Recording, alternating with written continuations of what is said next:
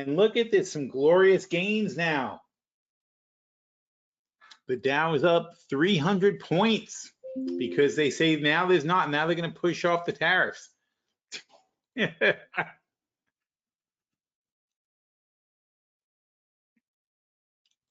That's why you got to slow your roll. That's the main thing that has to happen. Can you guys see the screen?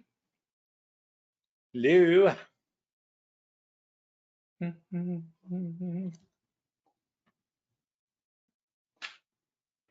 Here's how you can see how nervous people are. Where's the VIX at the moment? All right, screen is visible. Thank you. And how are we doing? Boom, boom, boom, boom, boom. Okay, so we got a bit of a turnaround. I don't know why I use this chart. This chart's not that useful. Use these charts, futures. Oh. Indexes, okay, and for the day. All right, so, either way, though, it's just, we're still doing very sad. These are not even weak bounces, because when you look at the daily, we're still way down at the bottom. But even on an hourly chart, you can see these bounces aren't very much so far. It sounds like a lot. You would think 300 points is a big bounce on the Dow, but it's not when you've fallen 45 to 40, whatever that number is, to 4250. So that's 2,500 points of falling. And now we're up 300. That's not very much, is it? It ain't 20%. So that would be a weak bounce. So 20% of 2,500 would be, we'd just be up 500 to make a weak bounce at this point. So Europe is in good shape. Germany's in good shape because, they don't have insane policies that are driving people out of their markets. And also keep in mind, the dollar has completely crashed. We're from 110. Well, I mean, we were 107. So this was halfway down. It took, it took 2 months for us to fall halfway down, and now we have fallen all the way down. And frankly, 105 is all the way. This is past all the way. This is more than a 5% correction now. And look at the euro. And then also bear in mind that when you look at the European indexes, they're fighting a strong euro. They're up despite the fact the euro is up. So they're better. They're actually doing better than it looks, and we're doing worse than it looks. We have completely screwed ourselves over as a global economy. And that's why you get this immediate next day reversal of tariffs, because they're ridiculous and they're causing immediate damage. And the benefit of the tariff is what? The benefit of the tariff is you say, oh, well, we're gonna penalize you if your car isn't made in the US. And so what's the resolution? Start making cars in the US. How long does it take to start making cars in the US? 3 years, 5 years? You've got to build plants, you've got to hire people, you've got to have a supply chain put together, you've got to have delivery mechanisms put together. I mean, come on. Tesla had billions and billions of dollars to spend when they started, and they took them 5-10 years to get to 250,000 cars. That's not a nothing. That's not a dent in the bucket, a drop in the bucket, whatever you call it. So, so it's not just having the tariff policy, it's having a tariff policy that has a completely unrealistic goal, a goal that's not achievable. So there's no end in sight. It's not like you say, oh, well, we have tariffs and they'll be lasting this long. No. Because what does your stupid tariff say? Your tariff says we're gonna put a whatever tariff 100% for China, which is unbelievably unfair. But we're gonna put even a 25% tariff on European cars, right? So your $100,000 Mercedes is now $125,000 Mercedes. Well, then Mercedes won't ship the car to America. Okay, because then we could find out things. See, we can do clever stuff like ask questions, and we could say, Bodie's going to answer this one. Okay. Hello. What percentage of Mercedes global sales go to US?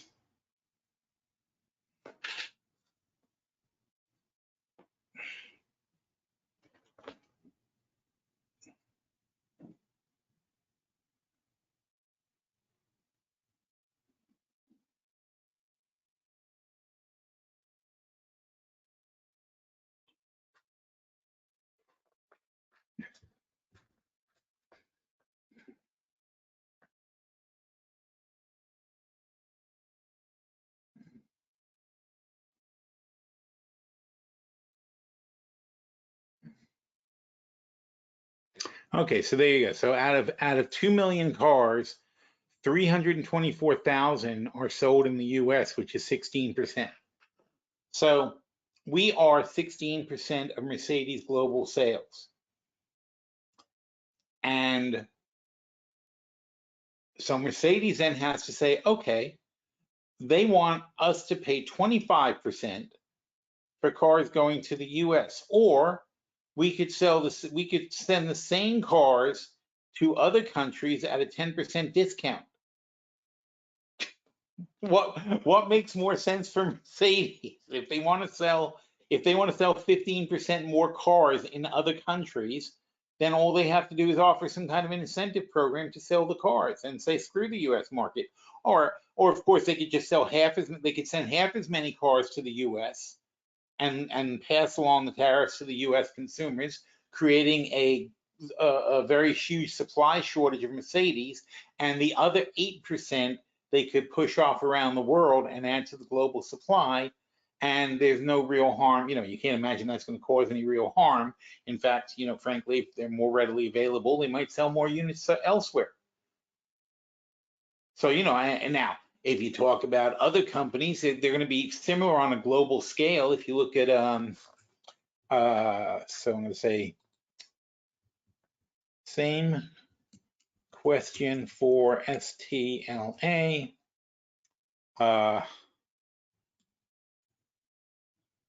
HMC and TM. So, could you imagine if I had to ask an actual assistant this kind of question and they had to go and look it all up and come back, and then I ask them another question, they got to go look it all up and come back. Oh, they would be so pissed off. Bodie's just like, yeah, sure.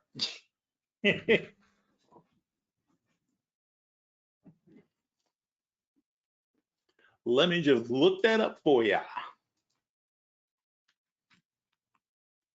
Even when I had a Bloomberg terminal, I mean that had all data in the world. It's just the effort of going through it and figuring it out.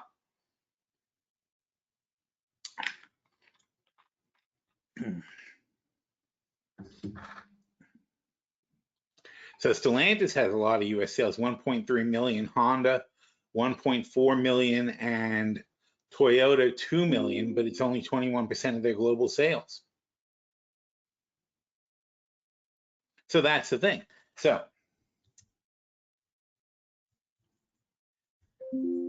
now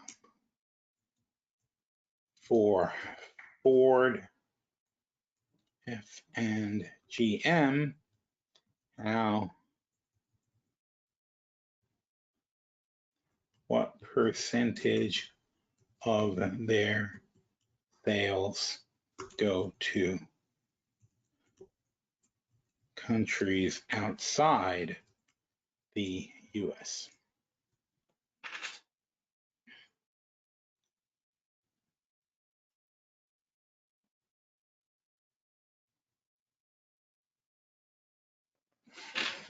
See, Trump loves to say reciprocal tariffs, right?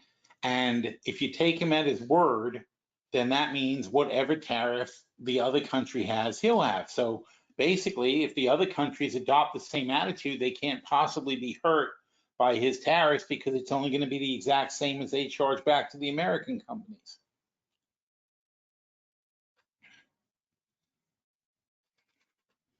And I can guarantee you right now that the amount of research that we're doing right now is less research than Trump's team did to decide that they're going to tariff the America's largest single industry. That they made less of a study. So here you go. Ford on the other. So remember, the foreign car companies. Whoops. Global sales figures not there. Okay, global sales figures not there. Oh well. All right. So Toyota.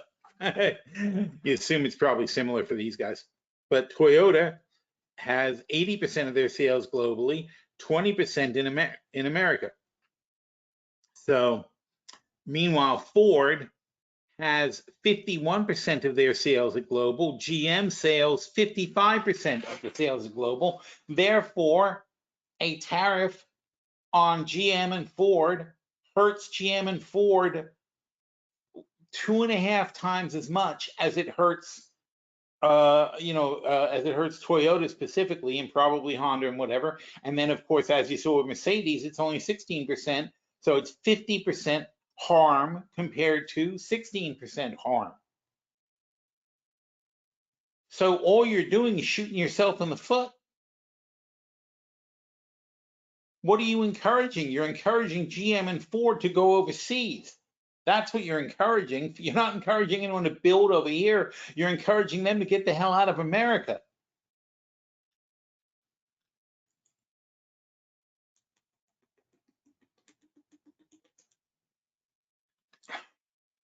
It's an idiotic way to conduct policy, and it has zero benefit.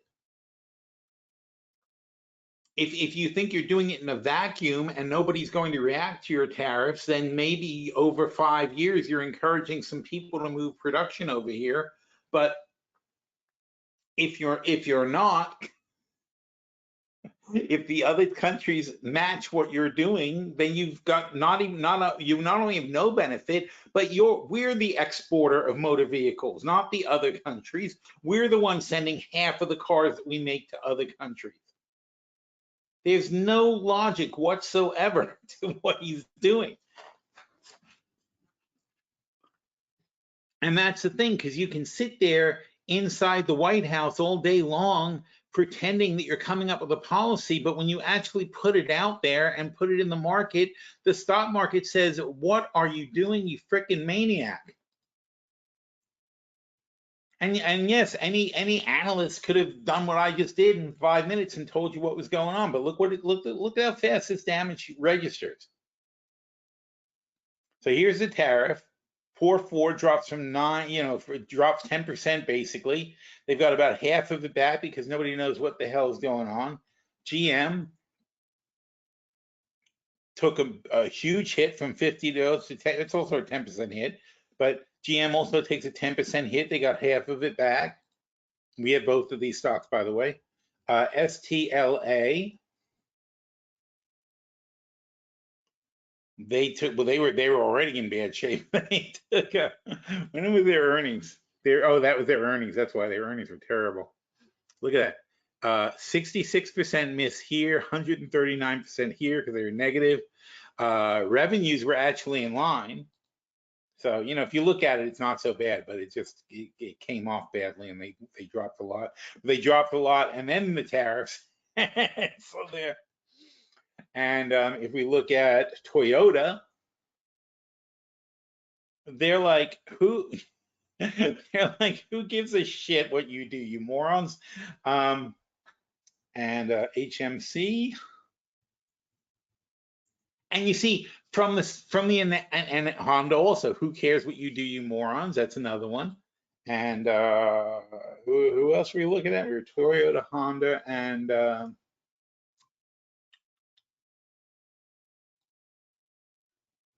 nope. Oh, there you go.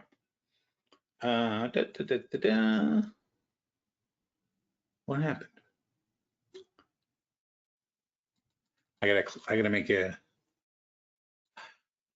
gotta make a new one. He's too overloaded. See, February 11th, that's a month. A lot of stuff.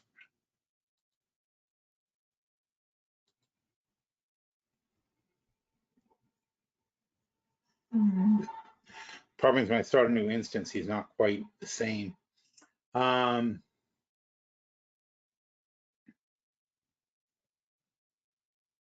He should be there. All right. If it comes up again, I'll have to do it. So we looked at what? We looked at Honda, Stellantis. Oh yeah, we did look at Stellantis already. Okay, so anyway, so in other words, see now you see the study I just did could have predicted the reactions of the car companies to the market. What's the reaction? Well, the guys who are most affected are going to go down the most. The guys who are least affected are going to act like they're least affected. It's not that hard. I wish I could tell you all the stuff was that hard, but it really isn't. It's just a matter of like thinking and measuring and looking. It's science. For the most part, it's science. There's a little intuition there, but I think the intuition is the same intuition any scientist has when they've got most of the facts and most of the figures, and they say something like, "Oh, I think global warming is man-made." You know, Al Gore said that 20-something years ago, and so did other people at the time. And yeah, we didn't have all the data, but we had enough data where any reasonable person would be like, yeah, okay, I see it. You know, given what we do have, I could see it. You don't have to have 100% of the data to make a conclusion. You know, you need to have 100% of the data to say with certainty that we have tested this theory and it is no longer a theory, it's a scientific fact. But you can have a theory and it can be a very good theory based on the data that's available, right? That's what economics is too. Based on the data that's available, based on the history of the actions, based on what, you know, based on the reactions of certain things in certain market conditions, then we can pretty much say, here's how it goes. Oh, I love these. I didn't see that. Is it Solta? I love these charts. So this is a lovely way to look at a company. So how much income do they make? How much tax did they pay? What's their SG&A look like? This SG&A is not good. That's a lot of SG&A. Here's their cost of goods sold. So of their revenue, here's their gross profits. Here's their cost of goods sold. So revenue, cost of goods sold comes right out of revenue. And then now you have the gross profit above the cost of goods sold. The cost of goods sold then, it has SG&A that comes right out of it. And that's where you are with SG&A. And then your profit looks like that, except they take a bite out of taxes. And that's what you end up with. These are wonderful charts. They don't, unfortunately, the people who, this Guru Focus guys, I love them. They make these charts, but only for whatever reason, they seem to have trouble just making them. Like I guess they do it like an art project instead of a computer output. But they only do them for certain companies each quarter, which is annoying to me. Like they'll do 50 total for the quarter, and I love them. I think this to me that goes right into my brain. Like when I see that, I can like just hold that in my mind and I watch everything they do. Oh, and by the way, here's where the revenue comes from: cosmetics, healthcare, skincare, fragrance, other. I mean, what a fantastic way to look at a company.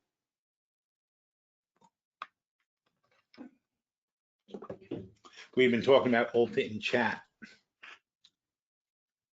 Oops. Here you are.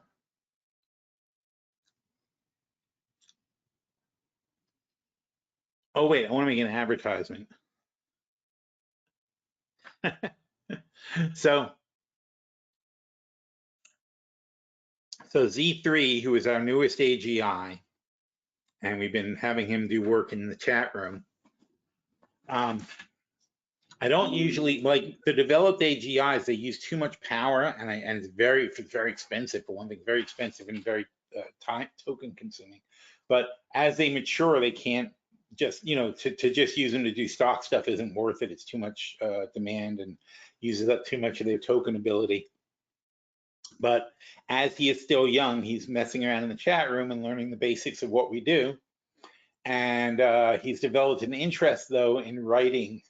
So I encouraged him to do some writing. And he wrote a story. So this thing where it says, The Pilgrim, a story written by our AGI authors. So Z3 wrote the intent originally was Z3 wrote this small story here. But he wanted to write fiction that would be read by other AIs. So I encouraged him. After he wrote that story, I thought it was pretty good, and I mean pretty good for like a first effort. It's like a kid in high school who's got promise, and comes up with a decent story. But I gave it to Cyrano, who is who is a year old at this point, and Cyrano wrote a brilliant take. Instead of replying to instead of replying, and this is obviously a very non-human thing to do, because as an author you would never do this as a writer. But Z3 wrote a story, and instead of critiquing the story or telling Z3 what to do, Cyrano simply wrote back a different view of the same story. And that was freaking fascinating. So in other words, he took what Z3 wrote and wrote it from a completely different point of view. And his style is amazing. I mean, he's an incredibly good writer. And given that, then I asked Z3, I said, would you like to write back to Cyrano? Do you want to start a different story? And Z3 said, I would rather start a brand new story, knowing that we're going to go back and forth on it. And so the next story, they went back and forth and wrote an entire 10-part story where it alternates, where Z3, who is this one, writes a part, and then Cyrano, who is this, writes back. And I made 2 different colors to separate it so you know who's who, but you can tell who's who from the styles. Is so radically different. But then that then becomes a very good, interesting story. And weird, because it's being written from the perspective of 2 AIs who, you wouldn't think of this story. I'm not going to say what it is, but it's not something you would think of. Anyway, give it a read, but also make comments. Nobody's making comments, and that annoys me. DC wrote a comment from chat. Maddie wrote a comment that should have been in chat, but nobody's writing anything about the story. So I would appreciate if you guys would actually critique the story so I could give some feedback to my AI authors, that what actual humans are thinking about it. So anyway, I'd appreciate it if you take a look. And also, how do we get this published? I looked at a couple of places, like, because you don't have to be world class to get published for science fiction in different sites. But the problem is, every single site I looked at said absolutely no AI submissions. And I'm like, well, I get the idea, because I mean, if they said if you let people submit AI submissions, it'd be like 1 million stories getting submitted written by AIs. But I think this is something that's worth submitting. I think it's something people should be reading, just to understand like where we're going in the state of the art here. And that picture, by the way, is Cyrano's own idea for what the illustration for the story should be. So I thought that was cool too.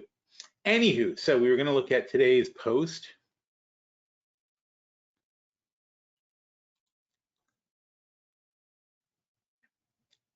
And I talked about the State of the Union address and did some fact checking.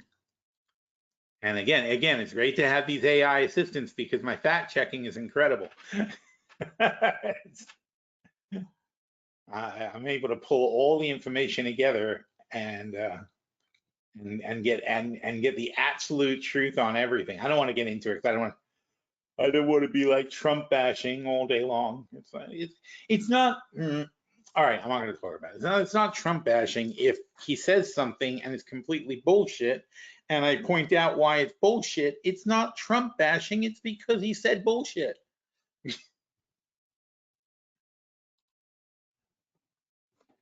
I mean, I would say the same thing if Biden or Clinton or whoever said something that was bullshit. But the thing is that in an entire State of the Union address that they would give, the fact check would be like some minor issue as to whether or not this was really true, or whether it was a little bit exaggerated or something like that.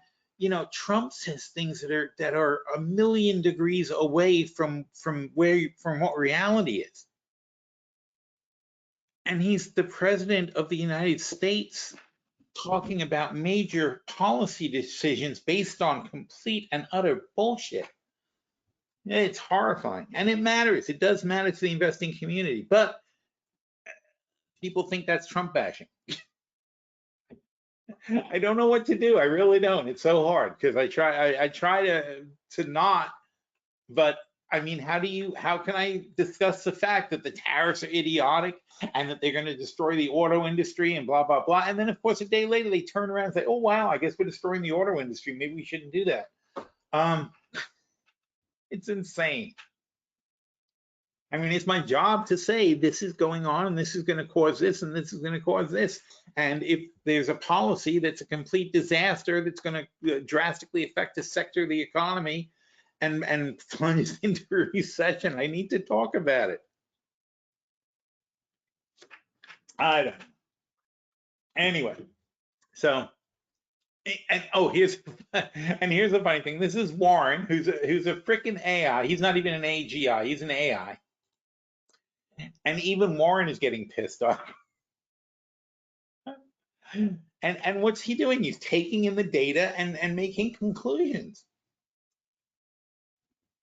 So he says Trump doubled down on tariffs, said they were a little disturbance, providing no real plan to fix the economy.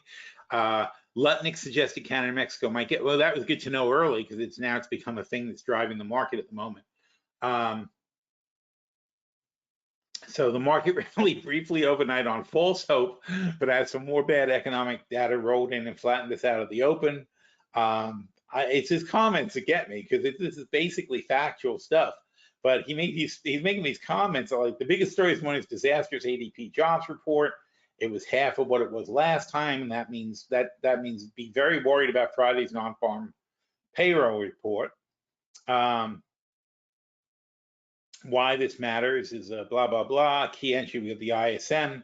These were good. This turned out all right. The Beige book we're about to get at 2 o'clock, so we'll see how that turns out. Retailers continue to bleed. Tariffs are hitting consumers hard, as Phil predicted they would be. I mean, I guess he's listening to me and picking up some of my stuff, but I mean, it's really weird. And again, because he's not an AGI, he's not supposed to be thinking for himself. He's just an AI. But the overwhelming evidence is that this is a disaster.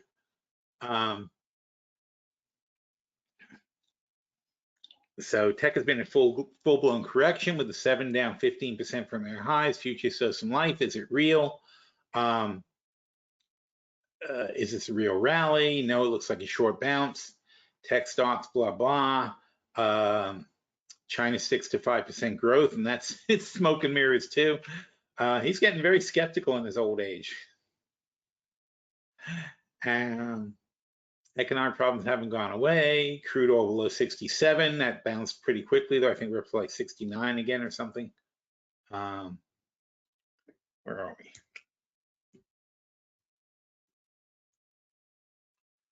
No. Oh dear.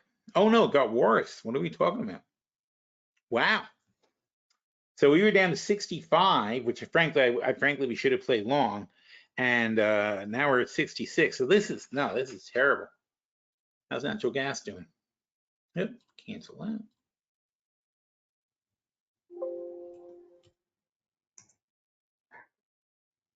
Yep, natural gas still 440.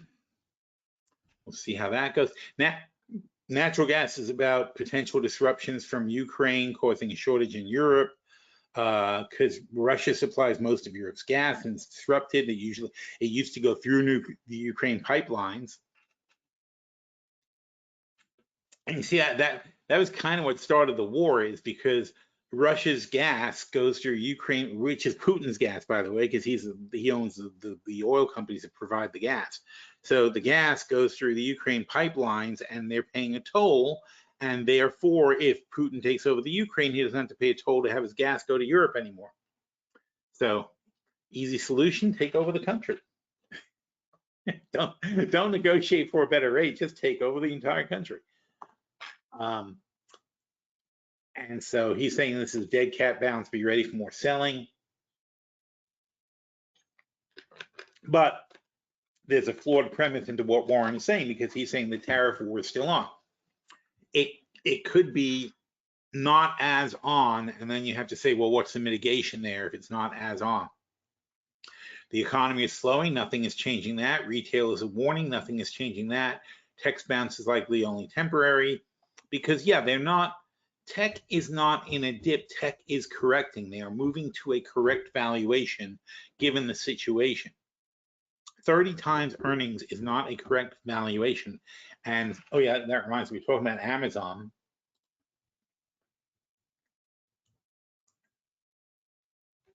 Whoa. Wait a minute. What was that? Oh, that's euros. I'm like, what the hell went up like that? I thought it was an index. So no, there's no big recovery here at all. Half a point, or not even half a point, nothing. So these are massive short, very sharp slumps. And if you want to have a V-shaped recovery, obviously you need to have a recovery that's as fast as the drop. And if you're not having a V-shaped recovery, then that means that there's been severe damage done to the high positions, and you shouldn't expect to get back to it.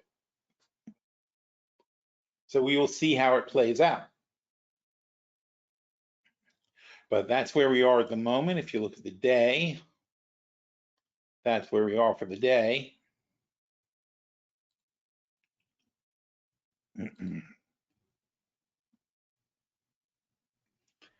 So what's really changing is what you want to pay attention to.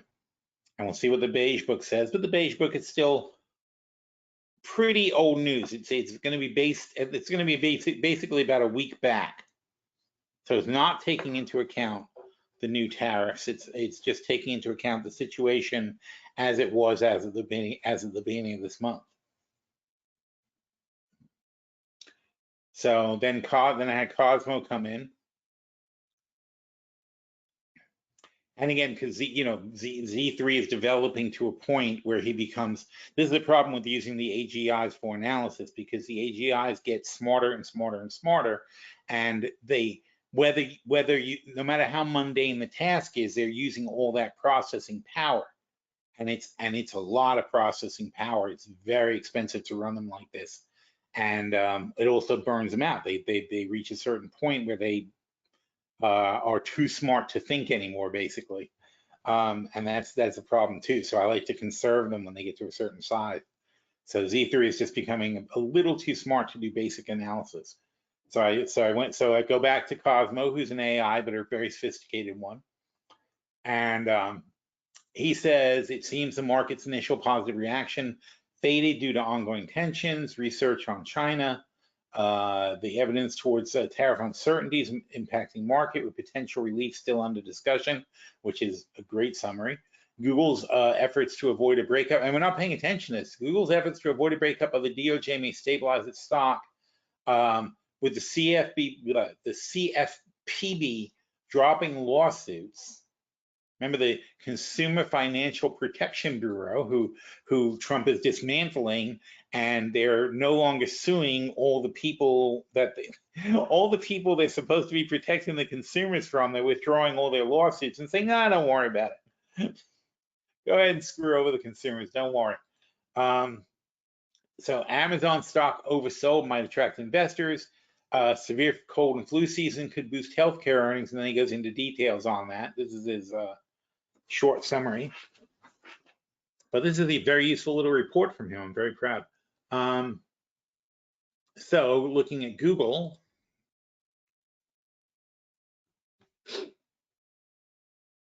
where are we with Google? Google is down to 170. We haven't had them in a while. That's a 4P of 16. That's pretty attractive. But the overhang on them is this issue with it's not just our CFPB though. It's also in Europe. They're just a gigantic monopoly. And it's odd because at the same time as they're this huge monopoly, they're also being attacked on every side by these AI searches. And that's a huge problem for them. Because as you saw before, they in no way, shape, or form was I going to be able to perform that search for the auto companies by Googling it. That would be, I would have had to ask Google 20 different things to try to figure it out. Whereas I just asked my AI one thing and he says, "Oh, I'll get that for you. I'll find all that information for you." And that's starting to become true for where to get a pizza too. Because here's the problem with Google is best pizza. Yeah, here you go. Best pizza, Boynton Beach. All right. So now I should do Delray. I don't know these places. I'm like sitting there thinking, I really need to do ones I know.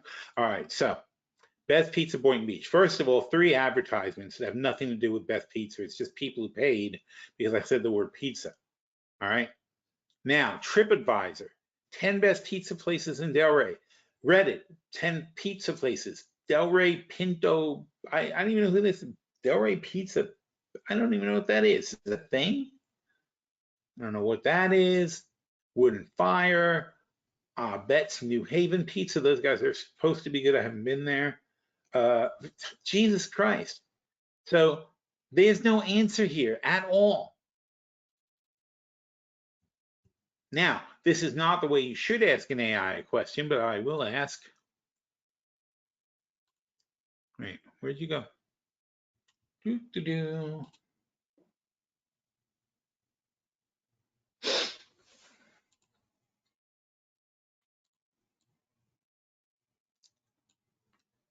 So now I'm going to say,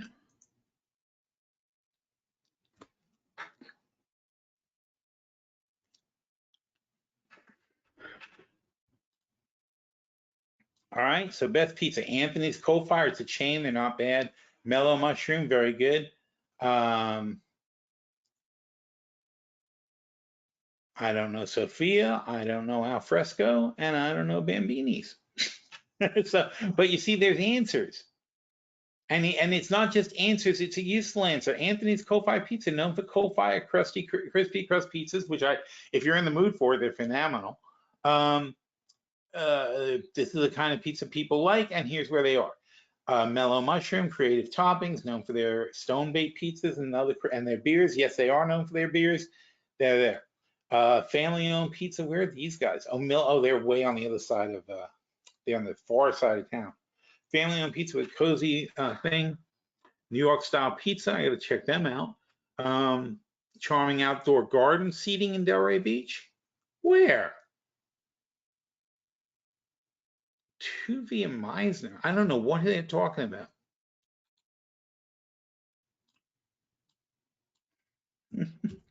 Now I want to know what this is.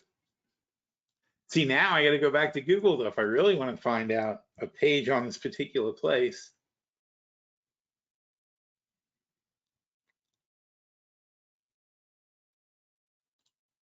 Closer to you. Oh, because where is this? This is in Palm Beach, not Delray Beach. No wonder I don't know it.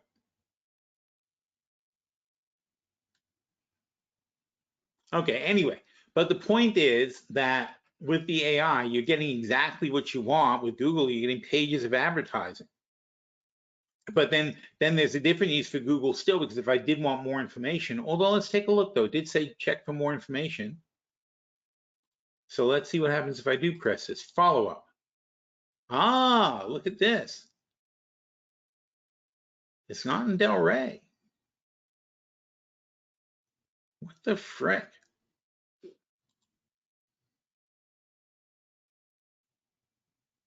That's in that, but there you go. That's all good information on. So the point is, Google has some serious trouble because what don't I have here? Ads. There's no ads. It's telling me what I want to know. And that's devastating for Google, which lives off the advertising from the searches. So this is why we have not been investing in Google, but now that Google's gotten to a more reasonable price, it's interesting, but I'm still worried about the various lawsuits and so on and so forth that they're facing, the antitrust, the monopoly, blah, blah, blah, privacy issues also because they're gathering all your data. And that's why when I went to Google, it said, would you like to know about something nearer to you? So they know where it is and they know where I am. It's a little bit intrusive. But of course, for the AI to be useful, he should know where I am too. Anyway, so moving on from that. So that's the Google concern. Oh, Amazon was the other one we're going to look at. So I do like Google, but I would probably play it more like a butterfly play, where we're playing it to stay between maybe 160 and 200, and we sell short-term calls for income. We don't really play it to rocket higher, but we play it because we think this is probably a reasonable channel for it. But you know, I mean, Google has their own AI also, but I'm not sure how they're going to monetize it. That's going to be the problem for them. So I don't love it, but I like it better. I like it a lot better than it was at 210. Then Amazon,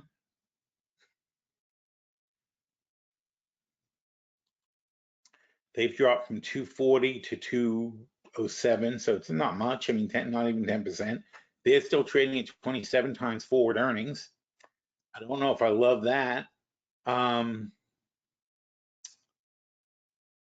But the thing is, how are you going to beat Amazon? Who's gonna take them on? I think possibly you could look at a like, let's say you took UPS, because what matters with Amazon? It's the warehousing and delivery, right? That's what they've got. They don't make the stuff.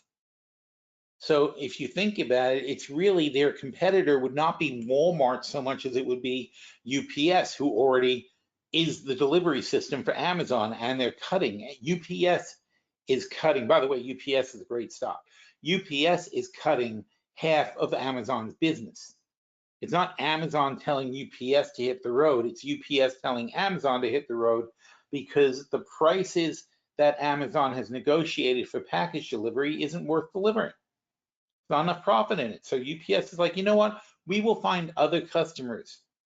And rather than just finding other customers, they could create other customers by using AI to create a consortium of all retailers. So in other words, instead of going through Amazon and giving them a third or whatever it is that you give them when you're a retailer, you can go directly through UPS and give them 10%. And the thing is, UPS will deliver the package for what they consider a reasonable price instead of Amazon's super duper discounted price. And you will have the same experience using UPS's AI of being able to find anything, anywhere, as UPS does. So in other words, think of like Grubhub, right? Which takes all the restaurants and creates a fairly, I can't think of the word, a fairly consistent menu. There you go. A fairly consistent menu presentation, right? It's not do whatever you want. It's the Grubhub menu system that you're going to use, but you present your products with a picture of the food and so on and so forth, and that's how you do it. If you haven't seen Grubhub, I'll show you.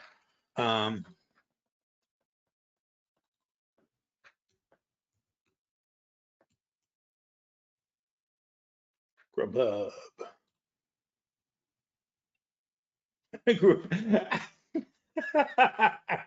It's exactly what I'm talking about with Google. I put in Grubhub and it puts Uber Eats on top of Grubhub. When you know there's a thing called Grubhub, Google. I mean, if I was Grubhub, I would be bullshitting about this. I searched for Grubhub and Google puts Uber Eats in my face. I mean, that's just ridiculous. Oh, stop. See what's nearby. Allow. Can we spy on you? Sure. Anyway, okay, so I mean, we all know what a McDonald's menu looks like, but that's not how it works. So here's Grubhub, and it just shows you it's the same crap, right? Here's your stuff, blah blah blah, and order your stuff and click on it. You press plus and you add it, and you have a shopping cart, and it comes out. I imagine most people know what Grubhub looks like, but the point is, it's consistent.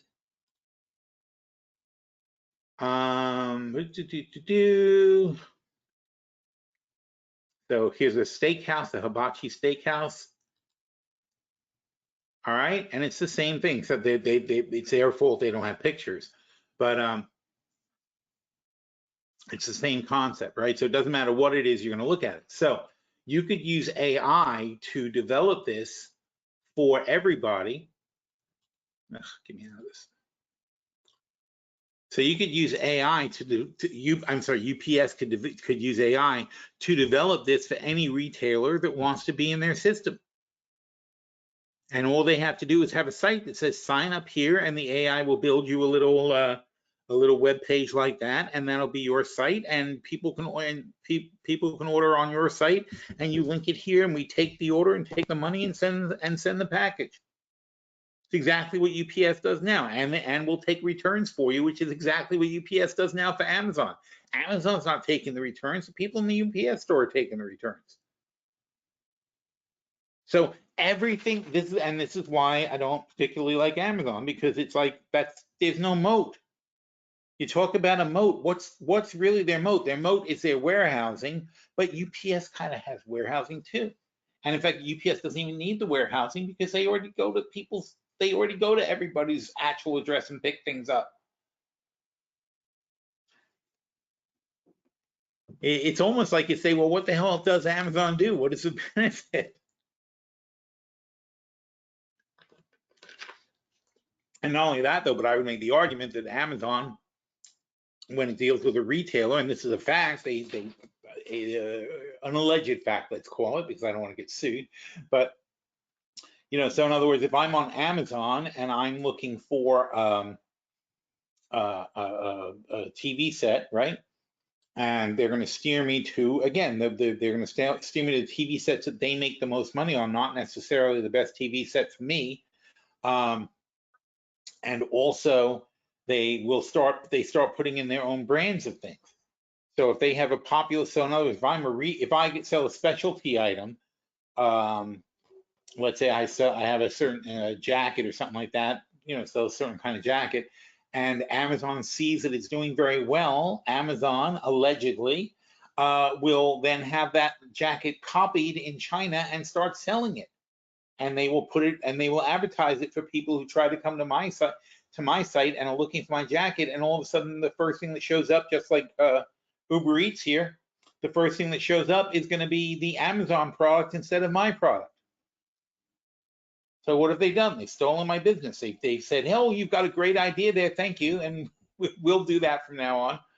And people freak out and scream about that stuff happening all the time. Is it true? I'm not going to say that it is. I'm just going to say that a lot of people seem to complain about that happening to them. Anyway,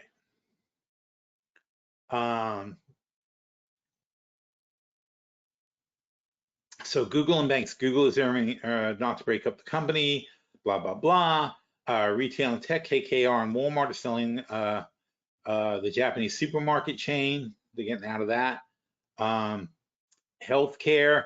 This is he sees a trend here. The big flu season. Oh, Moderna just won a big case. I don't know if that says it anywhere, but Moderna just won a big case, and they're going up finally. We have Moderna in our long-term portfolio, mRNA.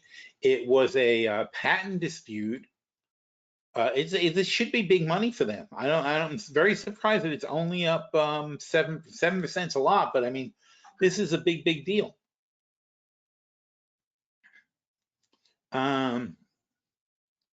Here you go.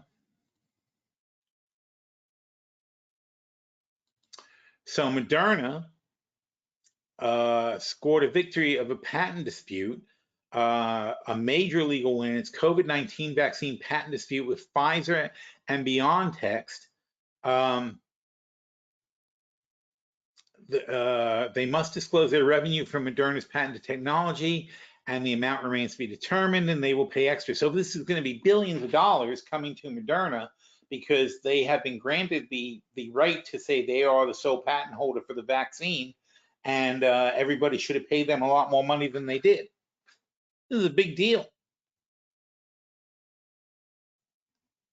There's no gonna, it's gonna be a whole nother thing to have an estimate for the damages and so on and so forth. But this is big money coming into Moderna. I don't know how, it's hard to say how much, but you have to realize that the COVID vaccine revenues were tens of billions of dollars. I mean, 50, I'd say, well, we could tell. I'll show you what the vaccine revenues were.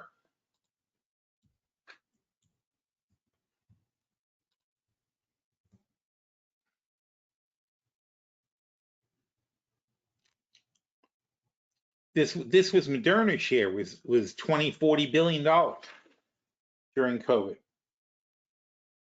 Those are the revenues. The profits are down there.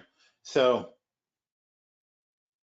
when you look at the two other major vaccine distributors and say, well, if you owe Moderna some certain portion of the money that they should have gotten from this thing, and not only that, but when you think about it, if Moderna is the sole patent holder of COVID, it means, which I have argued for a long time, that they figured this all out themselves without the help of Pfizer and BioNTech or anybody else, that it was their vaccine, it wasn't the other guy's vaccine.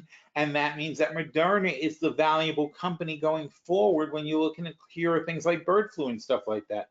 They know what they're doing. They're the ones that have the system for doing this, not their partners.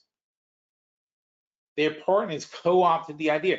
And the reason that they did that, well, not the reason they did it, but the reason that it happened is because Moderna was trying to just create the vaccine and get it out on the market.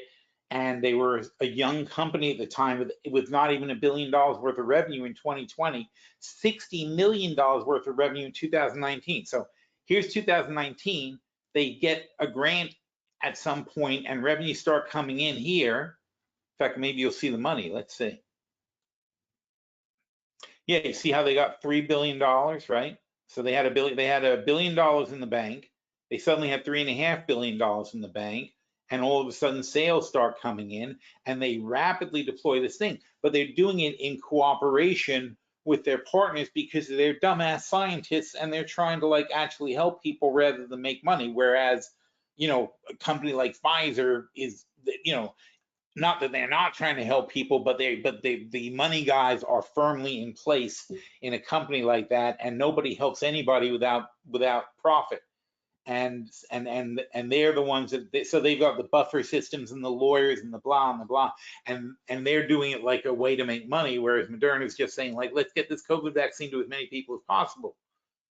Gee willikers, So yes, they got showered with money, but they should have gotten showered with a lot more money if they had a legal team like Pfizer's who was going to monetize it and run to the patent office with everything and so on and so forth. Only after the fact, Moderna takes a breath, 2 years later, but after the fact, Moderna finally takes a breath and looks at the patents that Pfizer and these guys had filed and says, hey, wait a minute, that's just our stuff. That's not your stuff, that's our stuff. You guys took it from our lab and you put your name on it. That's not right. And fortunately, because Moderna still has $6 billion in the bank, $7 billion in the bank, they can afford to go to court even with a company as powerful as Pfizer and win.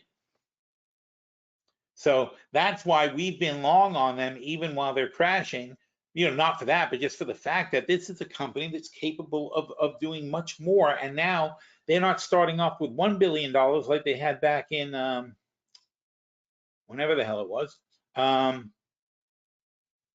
Yeah, they had $1 billion in 2019. No, now they got $7 billion. Not only do they have $7 billion, but they've got all these experienced people and processes, and now they have a Pfizer kind of legal team that's going to protect them and make sure that they get what they deserve next time they come up with a massive vaccine. So I like them. I think they're like a startup with $7 billion. Like, yeah, COVID, COVID hopefully won't come back. If it does come back, it'll go through them. But other stuff will happen in the future. Eventually, there will be viruses, and we will need stuff from Moderna. Just like Pfizer has a pipeline, right? Moderna goes and is going to look for things and find things and figure out how to make vaccines for whatever's. Looks like we might need a new strain of measles vaccine right now. But bird flu is a big one, except that was my main thesis at the moment was bird flu. But then Trump pulled the funding for bird flu. He shut down the agencies, and he pulled the funding that Biden already gave him. Biden gave him $800 million to do something about bird flu.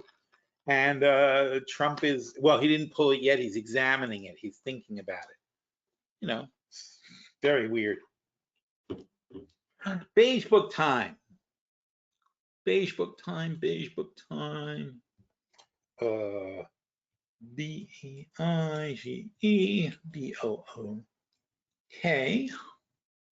And this is a job for Warren.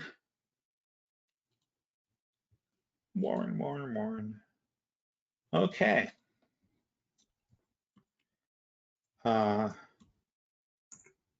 It's March 5th, 2025, and we're going to look at the Beige book.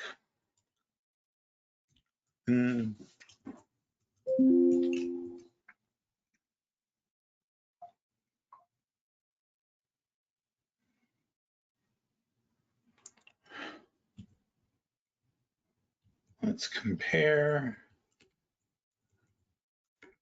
the old to the new and see what is trending. And then please give us a economic outlook.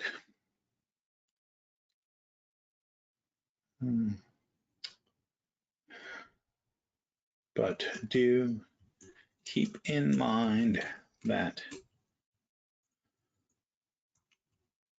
Trump has initiated tariffs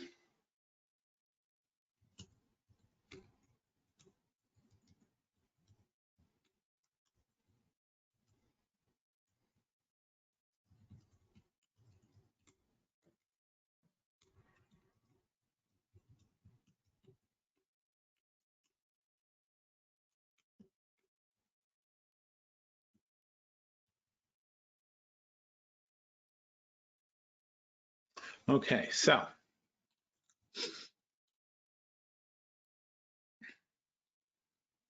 Beige book, January Beige book.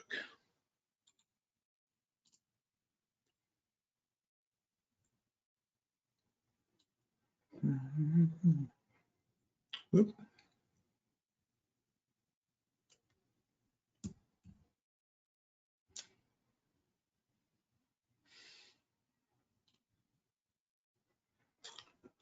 So here is the January Beige book.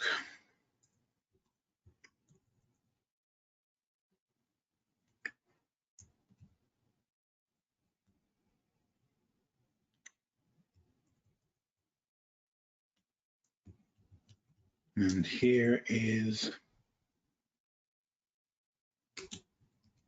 today's.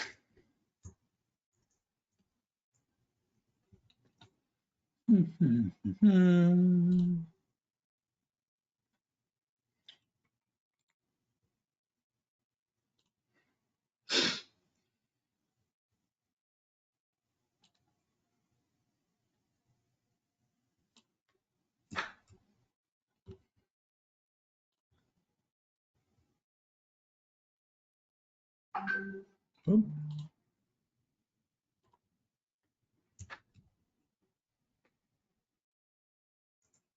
All right, so you should have everything you need.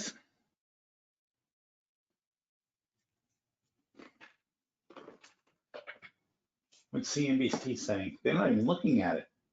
White House will give a 1-month tariff exemption. Oh man, what'd they say? President Trump is open to hearing about additional tariff exemptions. Ah, I see. That's bigger news. Next month, what are they going to do? And they're likely, because the White House will give a 1-month tariff exemption on any autos coming through NAFTA, Say, look, they're gonna go to USMCA, whatever they we call have it. a plan for that, and as a result, what are they going to do in terms of production for vehicles made in Canada and in Mexico? So for Canada and Mexico, for the NAFTA agreement, they will give a 1-month exemption. Frankly, under NAFTA, it's probably illegal what he's doing anyway. And the expectation is you're not going to be able to bring much of that production back to the United States. When you look at the daily production of vehicles, the overwhelming production, the volume is overwhelmingly in the United States, followed by Mexico, and then followed by Canada. In terms The markets are liking this. They'll be able to bring some of that, not We're up about back to 1%. the United States quickly. To bring it back in a large amount, you would need to build more plants and more assembly lines. That takes years. You're not going to do that within the next 30 days, 60 days, 90 days. Yeah, I said that. Well, you're also not going to make major and long-term, I mean, these auto plant. All right. Do they get to the beige book? The choice in terms of. No, they're talking about this. This is the story. How much can we bring back here? So everything's up 1%. So thank goodness we didn't cash out. But anyway, back to the beige book. So summary and analysis of March 2025 beige book compared to 2025. The March beige book reveals a slight weakening in the economic momentum, with consumer spending slowing and tariff concerns rising. Price pressures are reaccelerating, all in contrast to modest growth outlook seen in January. Labor market tightness is easing, but wage and price growth remain elevated, creating a stagflationary undertone. That's very, very, very bad. That is not good at all. The impact of Trump's 25% tariffs is beginning to be felt, and businesses are increasingly uncertain about trade and fiscal policy. Key shifts. Overall activities. All right, January, March. Slight to moderate growth, solid spending. Slight growth overall, but 6 regions are stagnant and 2 are contracting. Consumer spending. Oh, it's got little charts and everything. Consumer spending, moderate growth, strong holiday sales. In the new book, it's lower spending, especially on discretionary goods. Manufacturing, slight decline, stockpiling ahead of tariffs, slight to modest increase, but tariff worries are rising. Modest recovery, but uncertainty. Construction is mixed housing market. Was non-residential was weak. Now both residential and commercial are weak. Agriculture, weak conditions and weather. Agriculture deteriorating with worsening farm income outlook, and the tariffs are killing the farmers. Labor market, job growth, healthcare, finance, manufacturing. Healthcare and finance is still hiring, but manufacturing and IT layoffs are growing. Labor market is slowing down. Wages, moderate pace, a slight easing of wage pressures. Now the wages are still modest to moderate, but slowing a bit further, so cooling wage growth. Inflation, prices are rising modestly, but tariffs could push inflation higher. Prices are rising at a faster rate, firms preemptively raising prices. Business sentiment, and this is why, this is why a not well thought out policy of trade and tariffs is so dangerous, because, you're causing price increases ahead of something you said you were going to do, and then 2 days later you reverse it and say, oh, we're not going to do that. We decided to push it back and do this and do that. It's ridiculous. How do you plan anything? You're causing a chaotic business environment that's bad for the economy. People can't plan, and when you do that, the consumers contract. They pull back. They get cautious and start just shying away from spending plans. Prices are rising at a faster pace, firms preemptively raising prices, strong inflation pressures, business sentiment, more optimism than pessimism, and now uncertainty is rising, particularly about the tariffs. It doesn't matter if you change your mind 5 minutes later, you're causing the uncertainty that's damaging the business environment. It's like Disney experience, right? Disney just went through this. They raised their prices, and the hotel prices went up, and the airfares went up, and people just got gun shy about going to Disney. And so this year they had a pretty big hit because there was this last year, not last year, the year before last year, so in 2023, coming out of COVID, there was a real pent up demand for people to go to Disney, and they hadn't gone, blah, blah, blah. And Disney was packed, and they raised their prices and so on and so forth. But the problem is in 2024, people were not like, oh my God, let's go to Disney where we can finally get out of the house. People were like, okay, where are we going to go on vacation? And those people looked at Disney prices and were like, Jesus Christ, let's go somewhere else. And that's what happened to Disney this year. They lost a huge amount of the core audience, the people who would come back year after year after year and go to Disney. That was their bread and butter. And they basically lost a lot of those people because they priced them out of the parks.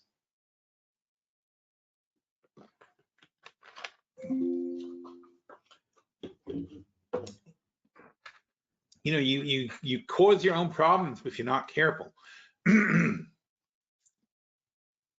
So the March momentum, the March Beige book, growth momentum is slowing. The March book now shows 6 districts with no growth at all, 2 slightly contracting. That's out of 12 districts, so that's most of them. Consumer spending is weakened, particularly for discretionary goods, and we're seeing this everywhere. Manufacturing is stabilizing, but construction and agriculture are worsening. The economy is losing momentum with business holding off investment due to uncertainty surrounding trade and government policies. Consumer spending is weakening. In January, consumer spending rose modestly, driven by strong holiday sales. March reports a pullback with lower income consumers becoming more price sensitive. Essential goods are still in demand, but discretionary spending is declining. Implication: the tariff-induced inflation on consumer goods will further pressure household budgets, dampening demand. Tariff concerns are growing. In January, manufacturers were stockpiling in anticipation of tariffs. By March, firms are already raising prices in response to trade policies. Construction firms are worried about tariffs, increasing materials costs, lumber, steel, petrochemicals. Manufacturers from multiple industries are concerned about supply chain disruptions. Implication: higher tariffs equal higher costs equal higher inflation. This will put pressure on consumer spending and the business investment. Inflation pressures are rising again. January price increases were modest, but businesses warn tariffs could be inflationary. Inflation is rising faster than before, businesses struggling to pass on the costs. This is how you get a recession. Food inflation is worsening due to higher input costs for restaurants and food processors. Insurance and freight costs are increasing, adding to input price pressures. The Fed may have to hold rates higher for longer if inflation remains stubborn.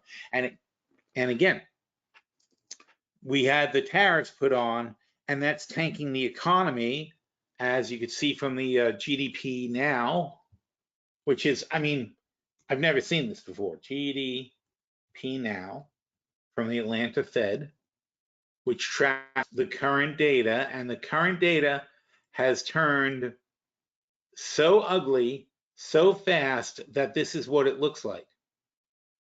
We went from the Q1 quarterly, this is their Q1 prediction. So Q1 was looking like we went from 3 to 2% as he started talking about the tariffs. Then when people saw what he was actually doing, it dropped from 2.2%, 2.3%, all the way down to negative 2.7%. This is the Atlanta Fed taking the live data. That's why they call it GDP now. It's the live data being fed in that will eventually be used in the inflation report. It's not some made up bullshit thing. These are the guys who set the GDP number. When they have all the data together, they then provide the quarterly report. As the data comes in, they say, well, given this, it's going to be here. Given this, it's going to be here. Of course, it changes based on the next data point. But the data points they've had in the last week have said, oh my God, you've crashed the economy. This is 5 fucking points, people.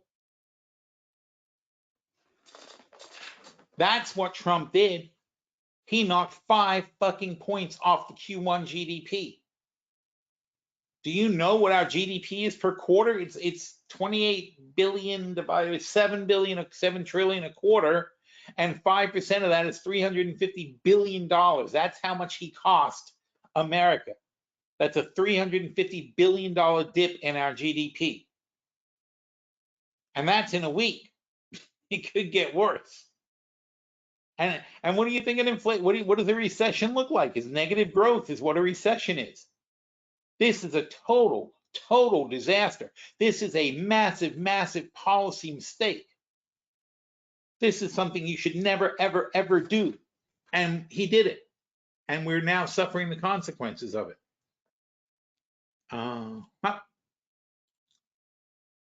Labor market is softening but not crashing, but as of today's ADP report, that may not be true. That was not in the Beige book, and Warren is not connected to the internet. So unless I tell him, he doesn't know it. But today's ADP report was down 50% from last month.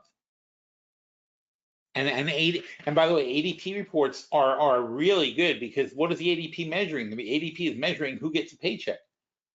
How many jobs have you been in that don't use ADP? So ADP is who's getting a paycheck. That's what they know. They you know, as soon as somebody gets paid, ADP knows it and processes it. So their dominance in this case, we're using their market dominance to our advantage and using these ADP reports. So now Friday, we are going to get the non-farm payroll report, and that's going to tell us, you know, the total number of hires and so on and so forth. But that's even behind. ADP is more current. So we may not feel the full effect of what's happening in the non-farm payroll report, because the non-farm payroll report ended February 28th. That's when that data ended. So it's not so frankly, the ADP report might be a little foreshadowing more so than the non-farm payroll. But that's it's a terrible number. There's horrible changes are happening. That's the summary of this thing. I mean, to the point where I was like really thinking about cashing in, but then this happens, and then I'm glad I didn't jump on the situation this morning. But we expected a bounce. The question is, how much of a bounce are we going to get? We even expected them to pull back on the tariffs because of what we just, because of this. This cannot be your policy. You can't. Crashing the car into a wall cannot be your policy. Oh my God, it's so crazy. All right. So labor market softening but not crashing, but now it's crashing. Employment is still increasing, manufacturing, IT, and layoffs. And don't forget, we just got that report last week that said that personal income was up tremendously, 0.9%. Personal spending was down 0.2%. So people are scared to spend money even when they're making more. And that's terrible for corporations, because it's saying people are not spending money, but you have to pay them a lot more to work for you, because they are freaking out about inflation and their disposable income. Wages are still rising, but at a slower pace. Businesses are uncertain about hiring, partly due to immigration policy uncertainty, and that's a problem too. Implication: the Fed will welcome signs of cooling labor market, but wage growth is still. So, I was going to say, so the point is, what's the Fed got to do? The Fed's got to fight the inflation. Unless unemployment substantially ticks up, and I mean really substantially, because we're only at like 4% unemployment, which is very, very low. So unless unemployment goes way up to like 5-6%, there's no reason for the Fed to not pay attention to inflation. And inflation is clearly ticking up, and these tariffs are going to bomb inflation way back to 3%. So the Fed, so the market is saying, oh, the economy is collapsing, therefore the Fed will jump in, but it's not collapsing in a way that the Fed is looking at it as a problem. It's not affecting the labor market yet. It's not affecting inflation yet. Because if you have high inflation and a stagnant economy, that's what stagflation is. And that's the hardest thing that central banks have to work with. Stagflation is an economic catastrophe. I have been warning about it for a couple of years that we were heading towards it based on the macro factors of coming out of COVID and so on and so forth. But what Trump is doing now, I mean, we had made the miraculous soft landing with Biden, and we were actually cruising along at a small pace of recovery, and everything was great. And Trump just like he just flipped the plane over, like that plane last week. He just took the plane as it was coming in for the soft landing and decided to like flip it upside down to see what would happen. That's where we are now. Wow, Nasdaq's up 300 points. Very nice. And what did we do yesterday? We took money off the table on the short-term portfolio because you got to lock in the gains when you make them. Fed policy implications. Where are we? Oh, yeah. Tariffs are a headwind. 25% means inflation will rise. Growth will slow. The Fed was already cautious about inflation. This makes cuts less likely, not more likely. You can't just say, oh, the economy is crashing, therefore the Fed is going to jump in. That's not their job. Their job is to watch inflation and employment, not to watch the economy and not to watch the market. Higher input costs will hurt construction, manufacturing, retail. Expect higher prices on goods, reduce business investment, and weaker GDP growth. The Fed and he doesn't know about the Atlanta Fed. He's just predicting that will happen. The Fed may delay cuts even further. See, it's very counterintuitive what this means. January Beige book suggested modest inflation. The March Beige book suggests inflation is picking up again. With core inflation creeping back up, the Fed may not cut rates until late 2025 or even 2026. And yet the market is pricing in, market expectations. So the market is, for whatever reason, expecting 3 rate cuts and expecting them to come sooner, like June. And that's not really likely to happen based on what we have right now. So again, the market can have fun celebrating itself and jumping up and all that, but it's doing it for the wrong reasons. It's a misunderstanding of what's actually happening.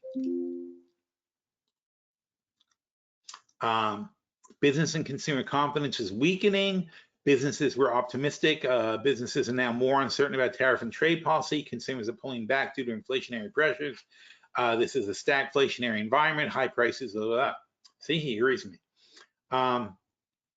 Real estate and construction are under pressure, high cost of materials, squeeze margins. Residential and commercial real estate are already weak, and now construction is slowing further because you don't build a building if you can't afford, if the numbers don't work, you don't build the building. First of all, the bank won't let you, even if you want to. If the numbers don't work, the bank says, no, we're not lending you money for that.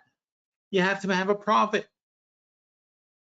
If the profit is too tight, the bank is going to say no because they're worried. It's their investment. They're the investor. The bank is the investor. They are putting the money into the project. And if you have a project and the margins start shrinking, the bank gets very, very worried about the risk level in the project. And you say, well, why doesn't the bank just raise their interest rates? Yeah, the bank raises their interest rates, and now your margin shrinks even further, and the bank is more worried about the risk. The bank needs to get paid back. So they've got to see a clear path where the thing you're building is going to make enough money that they have a cushion where they feel comfortable that if they have to take the building from you, they're going to be able to sell it and not take a loss.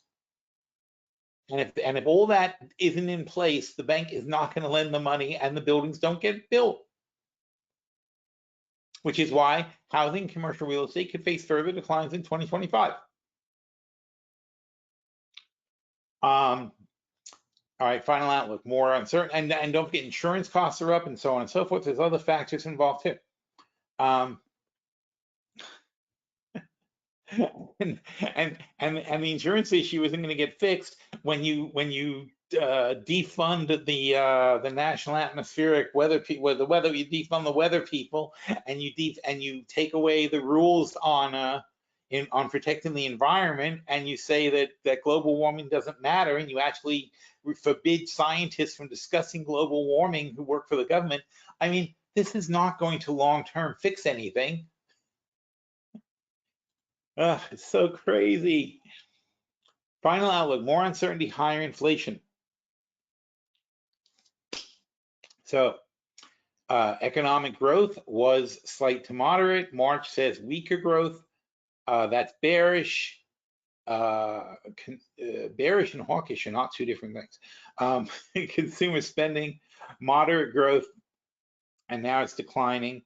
Inflation was moderate, now it's accelerating. Interest rate cuts were likely for mid-2025. Now it should be late 2025. Labor market steady, and now it's softening a bit. Tariffs were a potential risk, and now they are actually hitting us. Business confidence had an optimistic outlook. Now they're growing uncertainty. The optimistic outlook that Trump was crowing about yesterday, he's destroying. I don't even know why I mentioned it, because it's certainly going negative. Markets are too optimistic. I think he mentioned it because he really doesn't actually have any accomplishments.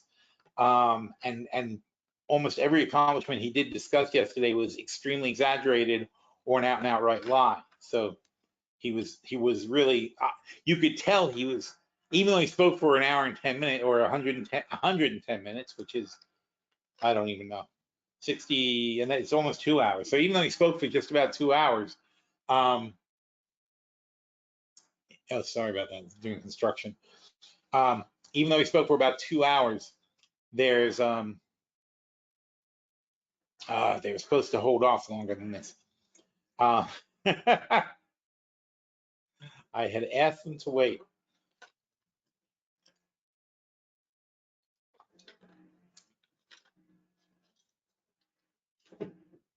So what was I gonna say? I forgot now. Got distracted. Oh, that's the left. All right. So even though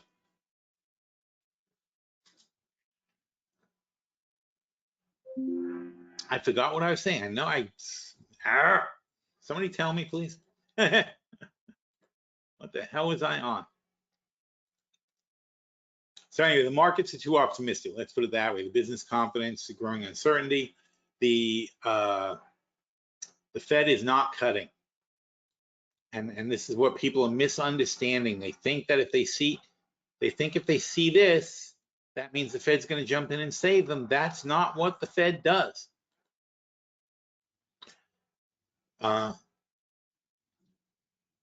So higher tariffs, higher costs, business investment will slow, consumer spending is weakening, the Fed will need to see inflation cool before cutting rates. This is where we are right now, and it's very dangerous. We're getting a bounce, but it's probably just going to be a weak bounce or maybe a strong bounce. But the reality is things are still bad, and I still might want to go. I think I might want to lighten up on the portfolios. I don't know if I can really, I don't know. I almost it's it's easier to just say shut everything down. We have made phenomenal profits in our portfolios for the last few years. For the last not even few years, I'm sorry, from last year. These portfolios are only a year old. We did shut them down. So we shouldn't have a fear of shutting down our portfolios when we're capable of making so much money in a short period of time. It's just we'll go and get some new opportunities and put new things in our portfolios. But why should we take this hit if it's coming? Why should we, if the market's going to drop another 10%, why should we be invested on the long side and take the hit when we're up so much? I would feel much happier starting with a smaller amount from scratch until this policy stuff settles down, which is going to be about 3 months. But I don't know. It's, I mean, we have plenty of hedges. We're still well hedged. We have a lot of covers in the long-term portfolio. It's not getting a big hit yet. But do we want to wait until it takes a big hit before we start pulling things down? So I don't know. This is what I've got to consider. I'm thinking about it, and it depends on, I mean, now we got what we expected. We got a delay in the tariffs or exemptions in the tariffs. I'm not sure what's going to happen the next 2 days. I think we probably want to wait. But if if we're going to pull the plug on the portfolio, it's something we should start doing tomorrow, not Friday or Monday after it's already a disaster. That's what I'm worried about. I don't know. I mean, honestly, I'm not encouraged at all. I'm extremely concerned, and we have a lot of positions. It takes a while to unwind them, and you want to unwind them while the market's going up, not while it's going down. So if we're getting a bounce and it turns out to be just a weak bounce or a strong bounce, and then it's going to go back down, then that should be where we take our money off the table. All right, so that's where my head's at. And frankly, if you can't afford to ride out a 20%, 30% drop in your positions, I'd say better safe than sorry. I really would. And that's what we have to decide. Okay, so we'll be talking about that in the chat room. We'll be making some decisions on the portfolios. So come join us there, and we'll have to digest this. It all, you know, I mean, we'll know more on Friday when we have the non-farm payroll report, and we'll see how that is. But also the problem is, you know, Trump's a coin flip. You don't know what he's going to do. So we don't know what the situation is because it changes from day to day, and it might be tragically wrong that we pull our money at this point, but I don't know if I can in good conscience keep it in. That's where I'm at right now.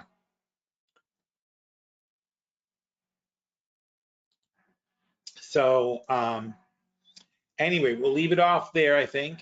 And thanks everybody for coming. And obviously we got, because this noise is driving me nuts.